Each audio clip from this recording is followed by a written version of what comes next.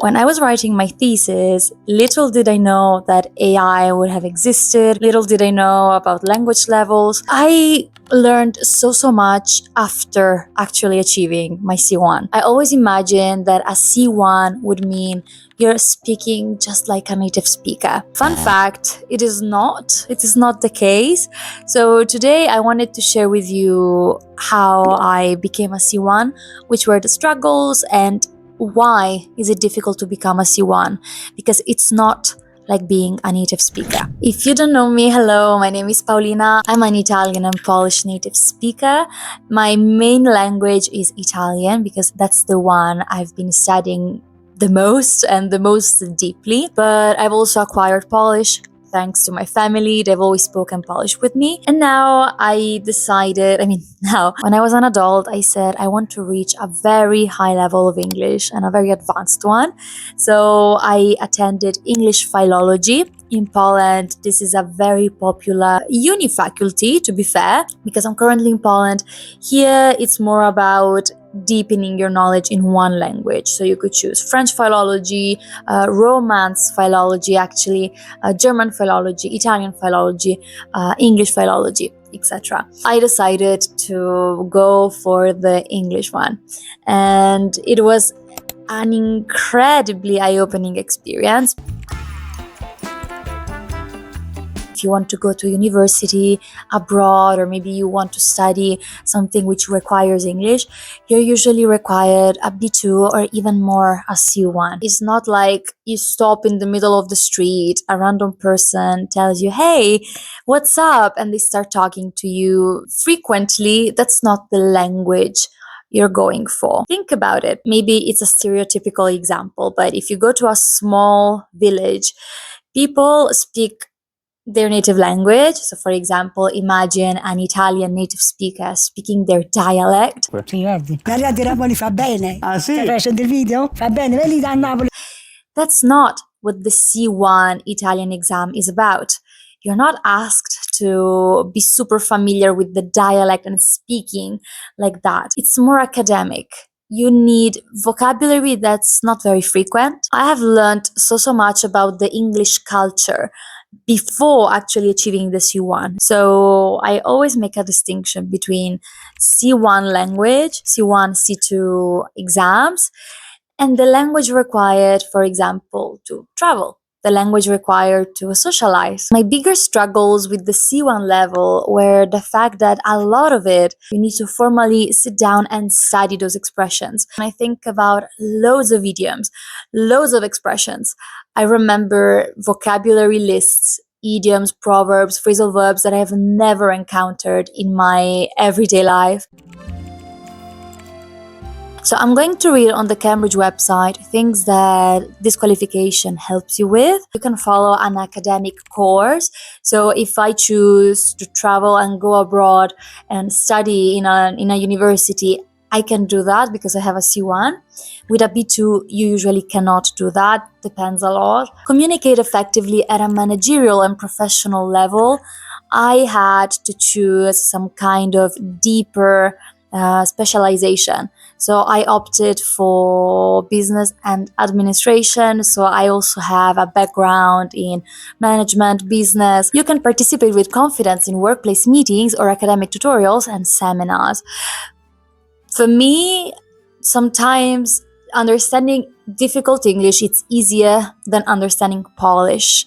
Because again, with Polish, even though I speak it every single day, I don't have that kind of expertise. It's so strange because Polish is my acquired native language. So I spoke it 5 minutes ago with my granny. I speak it every day, seriously, on a daily basis. It's not the same of having a C1. I would vanish in front of a C1 exam in Polish because I don't have the preparation for that. So I'm very good at conversing when I'm going to a shop, when I'm going to a restaurant. I've been to a university in Poland, so I managed everything nicely. But when it comes to very accurate vocabulary, very specific situations, my literacy levels are not that good, they go down. And that's super important. If you're a native speaker, it doesn't mean you're a C1 or C2. You probably have that type of fluency, but maybe you don't have that type of accuracy, maybe you don't have the type of academic knowledge that's required for a C1. So, yeah. With a C1 advanced qualification, you can also express yourself with a high level of fluency. So yes, you can be very accurate, very specific.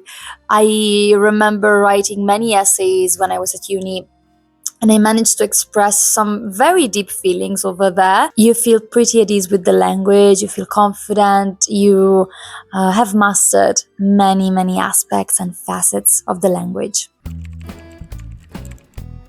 The fact is that with C1, you can understand a lot of hidden elements that are not explicit in the text. They're not explicit in a message.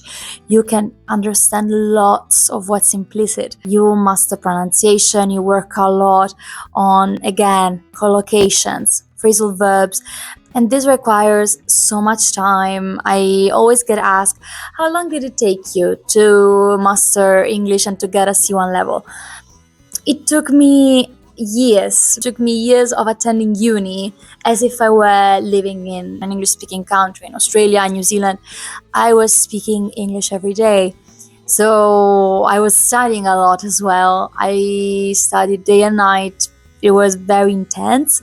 So whenever I, for example, see polyglots and I see people who have achieved a C1 or C2 level in many languages, the first person that comes to my mind in this case has to be Ichlal, because I'm very familiar with her content and I've been following her for a while. I am just speechless, but I'm like, how did she do it? Like, I always look forward to her tips and her advice, because it is a type of achievement that a lot of people don't understand how difficult it is. So kudos to you, kudos to Ichlal, kudos to anyone who has been dealing with C1 exams. Not to mention, the B2 is also difficult. I'm not saying that the B2 is bad. Actually, I always recommend the B2 if the C1 is not necessary, because the B2 gives you so much freedom in the language. It gives you a lot of opportunities work-wise, but it's not as demanding as the C1. The C1 is just pam. It's very, very harsh. All I can say is that when I was writing this, something that helped me achieving my C1 was the lack of ChatGPT. And I'm not gonna lie, I know that AI can help. I mean, I'm also sharing a series here on YouTube where I test different methods with AI. But here I remember tears, sweat. I was sick and I was studying. It was insane. My routine was insane. I remember studying when I had a fever. I remember studying when I was on the bus. I was always tired. My sleep hygiene was terrifying. So I had very good results, but it came with a cost. If you need a C1, don't compare it to being a native speaker. It requires a lot of study. No matter how good you are, you need to study a lot. My tip for this is trying to be involved as much as possible. For me, university, it was such great help. It would have been so much more difficult to achieve a C1 without attending a place where English was spoken every day, where lectures were given, where professors would teach and explain very hot stuff. I have learned so much about everything that's outside the language. So many things circumnavigating the language. Try to put in the hard work, because it always pays off. Listening to experts, trying to understand and questioning myself and questioning what they were explaining to me, rather than, oh yeah, I'll ask chat to write an essay for me. Those hours to write an essay, at the beginning it took me 3 hours to write an essay when I was getting started, and it was messy, and I was always listening to corrections. Every single red mark I had, a circle or something underlined, something highlighted, any little detail, I was curious to know what's wrong with it.